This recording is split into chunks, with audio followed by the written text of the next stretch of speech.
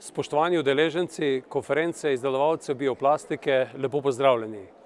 Hvala za to priložnost, da vas lahko nagovorim preko videa, kajti za obisk konference sem se moral namreč opravičiti.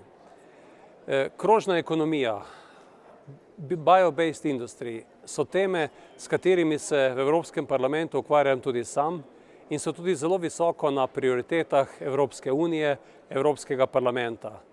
Vsi se zavedamo, da moramo predvsem zaradi klimatskih sprememb skrbeti, kakšen je naš svet danes, predvsem pa kakšen bo jutri, in eno od področij, ki je zelo pomembno, je tudi, kako fosilne vire nadomestiti z organskimi bioviri. Pri tem pridemo potem tudi do plejade najrazličnejših produktov, eden izmed katerih so tudi bioplastike. Danes imamo relativno majhen del bioplastike, ki je proizvedena iz organskih materialov in ki je tudi biorazgradljiva. Zagotovo pa je to eno izmed področij, ki je zelo perspektivno, področje, v katerega tudi Evropska unija vlaga precejšnja sredstva.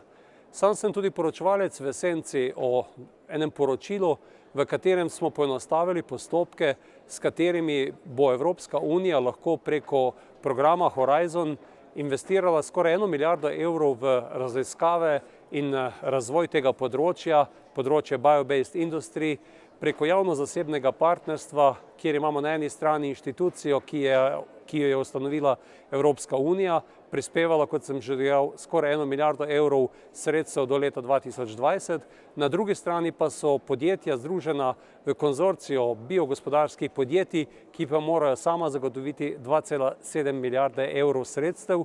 In cilj tega projekta je, da pridemo do novih produktov, ki bodo ustvarjali nova delovna mesta, produktov, ki bodo naravi prijaznejši. Želim, da na tem področju tudi Slovenija in Hrvaška stopa bolj pogumno na ta pota.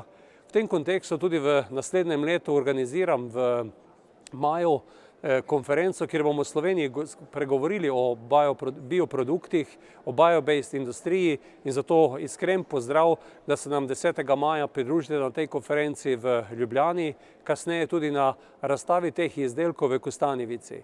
Tam se nam pridružijo tudi naši kolegi iz drugih evropskih držav, predvsem veliko stavim na kolege iz Nizozemske države, znotraj katere je kar 7 klastrov, v katerih je združeno 700 podjetij in uresničujejo prvo prioriteto njihove pametne specializacije, to je področje bio-based industrije, se pravi biogospodarstva.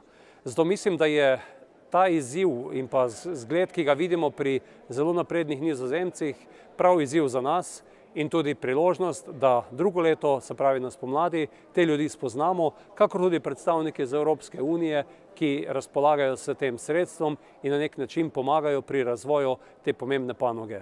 Želim vam prijeten dan, dobro konferenco in dobro sodelovanje tudi v prihodnje.